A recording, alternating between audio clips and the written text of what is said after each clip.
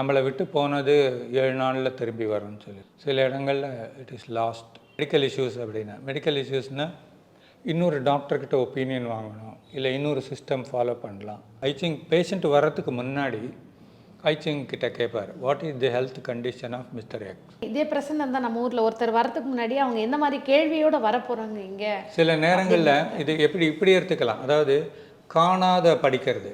முந்தையெல்லாம் பொதுவாக ஆள் வரணும்பாங்க, தொட்டு கொடுக்கணும், நேரம் பார்த்து ஜாதகம் கொண்டு போய் கொடுக்கணும் அப்படின்னு. இந்த இடத்துல I call it as remote reading. ஆளை பார்க்காம படிக்கிறது. இப்போ ஃபாரினில் இருந்து அவங்க கேட்டதுக்கு நான் இங்கேருந்து இல்லை சொன்ன பதில்.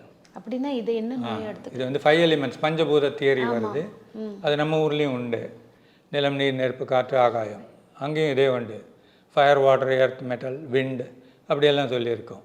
ஐச்சிங்கில் அதை 8 விதமாக சொல்லியிருக்கோம். மெட்டல் அப்படிங்கிறது 2 இருக்கும், இன் மெட்டல், யாங் மெட்டல். வுட்டுங்கிறது இன் மெட்டல், யாங் வுட். எர்த்துங்கிறது yin earth, yang earth. Yin எர்த்துனா வெறும் பூமி, யாங் எர்த்துனா வளர்ந்த மலை.